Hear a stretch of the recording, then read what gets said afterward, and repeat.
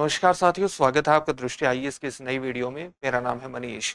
सामान्य तौर से डायबिटीज को एक गैर जानलेवा बीमारी के रूप में जाना जाता है, लेकिन अफ्रीका का एक क्षेत्र ऐसा भी है जहां डायबिटीज अभी तक जानलेवा बनी हुई है और इस क्षेत्र को हम उप सहारा क्षेत्र के रूप में जानते हैं। क्या है इसके कारण, आज इन फोकस में इस मुद्दे पर विस्तार से चर्चा करने का प्रयास करेंगे। सबसे पहले देखते हैं कि इस पूरे टॉपिक के अंतर्गत हमारी चर्चा के सामान्य पक्ष क्या रहने वाले हैं।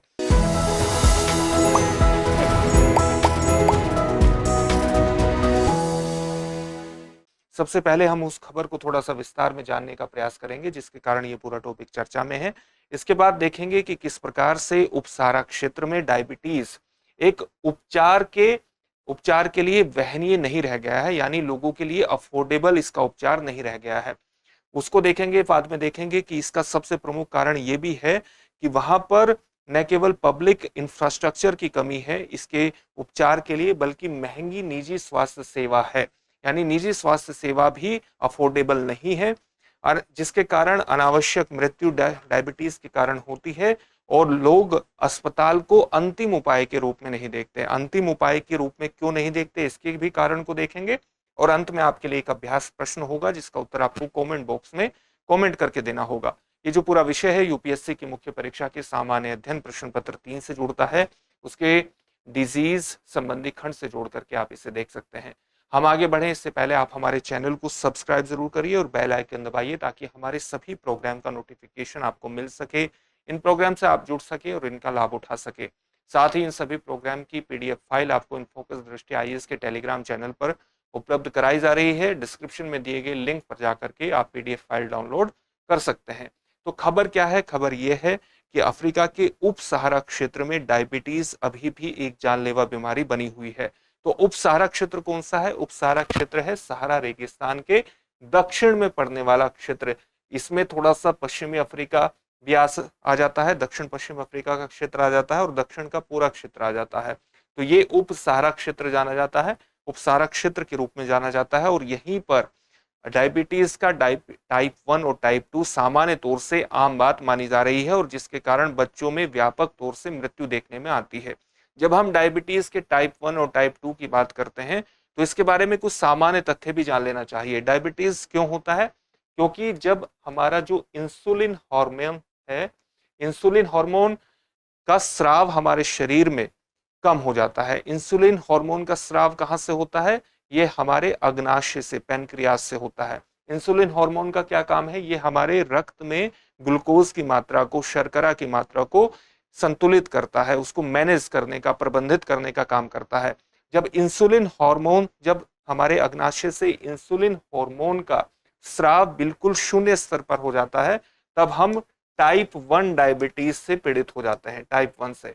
और जब हमारे अग्नाशय से इंसुलिन हार्मोन का स्राव, जो सामान्य तौर से जितना स्राव होना चाहिए हमारे शरीर में, हमारे रक्त में शर्करा की मात्रा को प्रबंधित करने के लिए, उससे कम होता है, तब हमें अच्छे जीवन शैली को अपनाना पड़ता है, हमारी शारीरिक गतिविधियों को बढ़ाना पड़ता है और साथ ही हमें अपने डाइट प्लान पर भी एक स्ट्रिक्ट होना पड़ता है, कठोर होना पड़ता है। उस स्थिति में हमें क्या होता है? टाइप 2 डायबिटिक होते हैं। तो ये अंतर है टाइप 1 का और टाइप 2 का। उपसारा क्षेत्र में टाइप 1 और टाइप 2 दोनों डायबिटीज एक तरह से आप कह सकते हैं उसका फैलाव का विस्तार है। तो उपसारा अफ्रीका में टाइप 1 डायबिटीज के साथ पैदा हुए बच्चे बचपन में ही सामान्य तौर से मर जाते हैं।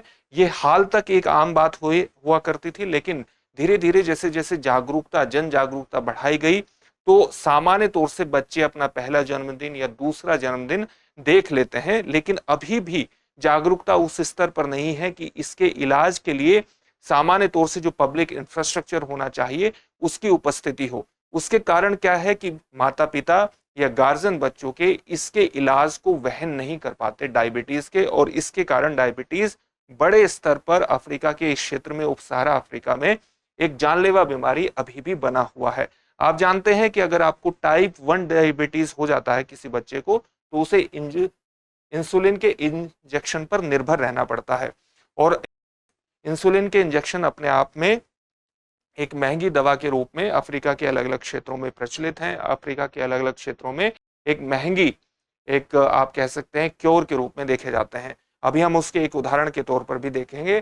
तो इस प्रकार से उप सहारा अफ्रीका में डायबिटीज एक प्रमुख जानलेवा बीमारी बनी हुई है। क्योंकि कारण क्या है? एक तो वहां पर पब्लिक इंफ्रास्ट्रक्चर नहीं है, अगर निजी अस्पताल हैं तो वो काफी महंगे हैं, और जो पेरेंट्स हैं, जो गार्जियंस हैं, उसके इलाज को वहन नहीं कर पाते, उनके लिए अफोर्डेबल नहीं होता। तो उपचार वहनीय क्यों नहीं है, इसके उदाहरण के तौर पर हम देख सकते हैं नाइजीरिया का उदाहरण। नाइजीरिया का उदाहरण हमारे लिए इसलिए भी विशेष रूप से महत्वपूर्ण है कि ये न केवल उप सहारा अफ्रीका का एक महत्वपूर्ण क्षेत्र है, बल्कि अफ्रीका की सबसे बड़ी इकोनॉमी में से एक है। अफ्रीका की सबसे बड़ी इकोनॉमी है नाइजीरिया। तो नाइजीरिया के उदाहरण के माध्यम से हम देख सकते हैं कि किस प्रकार से अगर अफ्रीका की सबसे बड़ी इकोनॉमी में ये वहन नहीं किया जा रहा है इसका इलाज, तो फिर दूसरे देशों की क्या हालत होती होगी, या वहां पर किस तरह की समस्या विकट होती चली जाती होगी, उसका एक अनुमान लगाया जा सकता है। तो इंसुलिन की एक महीने की जो खुराक की कीमत है वो नाइजीरिया में 15,000 नाइजीरिया नायरा है। नायरा नाइजीरिया की मुद्रा है। नाइजीरिया में जो न्यूनतम मासिक वेतन है वो 30,000 नाइजीरियाई नायरा है। यानी व्यक्ति की स्थिति के आधार पर प्रति माह 3 खुराक, आप जानते हैं कि व्यक्ति की स्थिति के आधार पर डायबिटीज के 3 खुराक की भी आवश्यकता महीने में पड़ सकती है। तो अगर एक खुराक की आवश्यकता को ही वहन करना बेहद मुश्किल है, तो 2 खुराक या 3 खुराक की आवश्यकता को वहन करना निश्चित रूप से बहुत मुश्किल होता होगा। डॉक्टरों को ये पता है कि डायबिटीज जैसी नॉन कम्युनिकेबल डिजीज, यानी गैर संचारी रोग का निदान, उसका डायग्नोसिस किस प्रकार से किया जाता है, उसका उपचार किस प्रकार से किया जाता है, लेकिन मरीजों के लिए आवश्यक महंगी देखभाल सुनिश्चित करने के लिए जो बुनियादी ढांचा है, जो पब्लिक इंफ्रास्ट्रक्चर है, वो उपलब्ध ही नहीं है। और एक प्रकार से पब्लिक इंफ्रास्ट्रक्चर एक जगह उपलब्ध नहीं है, और दूसरी तरफ जो महंगी निजी दवाइयां हैं उनका वो पेरेंट्स के लिए, गार्जियंस के लिए अफोर्डेबल नहीं है।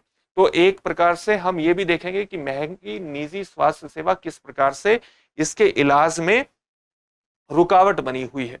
विशेषज्ञों का कहना यह है कि बहुत से लोग आवश्यक स्वास्थ्य देखभाल का खर्च वहन नहीं कर सकते। अधिकांश उपसहारा अफ्रीकी लोगों को HIV दवाइयां या मलेरिया एंटी रेट्रोवायरल जो थेरेपी दी जाती है, और साथ ही TB के टीके मुफ्त में प्राप्त होते हैं। लेकिन जब हम डायबिटीज की बात करते हैं, या हाई BP की बात करते हैं, उच्च रक्तचाप की बात करते हैं, इन जैसी नॉन कम्युनिकेबल डिजीजेस से संबंधित देखभाल के लिए उन्हें अपनी जेब से भुगतान करना पड़ता है।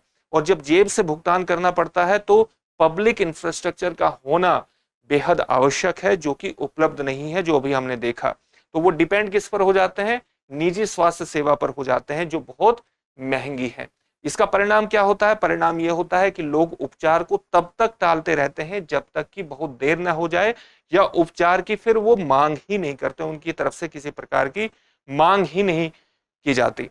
जब उन्हें उचित निदान, डायग्नोसिस उनका हो जाता है, तो मरीज अक्सर ठीक होने के लिए जरूरी दवाएं भी नहीं खरीद पाते, क्योंकि उतनी उनकी क्षमता नहीं होती।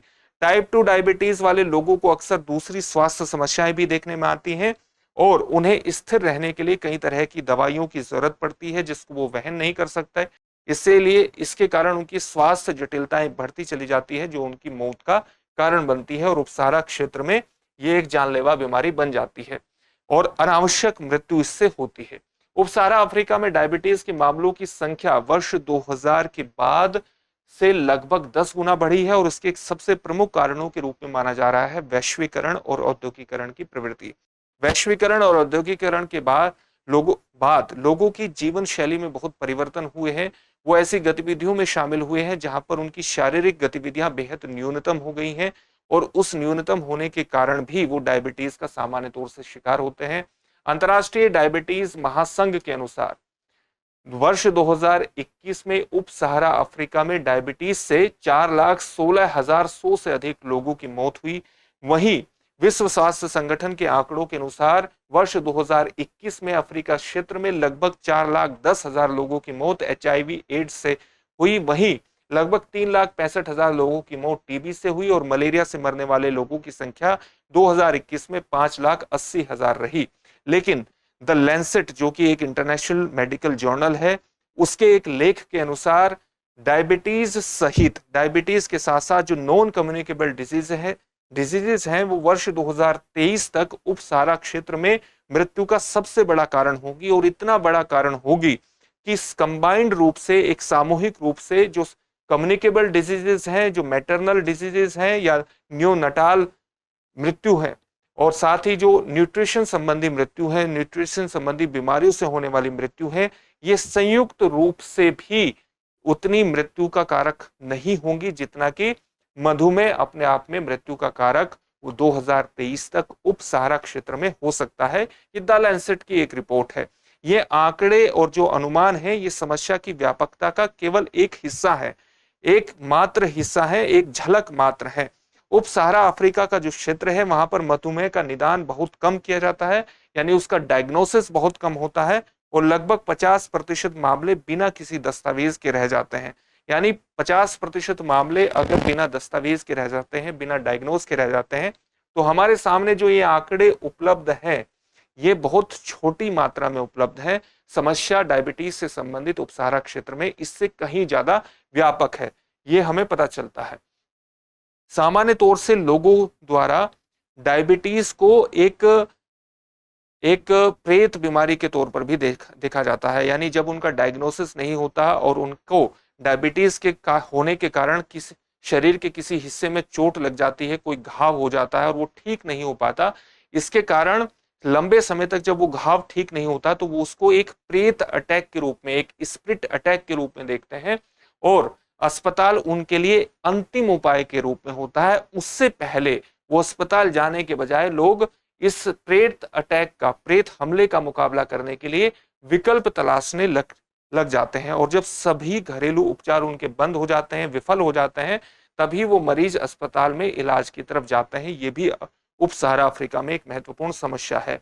लेकिन तब तक उनका जो संक्रमण है, जो उनका अल्सर है या जो उनका घाव है, वो इस कदर तक गंभीर हो जाता है कि उनका अंग विच्छेदन करना पड़ता है, एम्पुटेशन करना पड़ता है, अंग को अलग ही करना पड़ता है, उसके अलावा कोई विकल्प नहीं बचता। और उप सहारा अफ्रीका में जो डायबिटिक पैर है, सामान्य तौर से जो डायबिटिक पैर है वो विच्छेदन का यानी एम्पुटेशन के सबसे शीर्ष कारणों में शुमार है।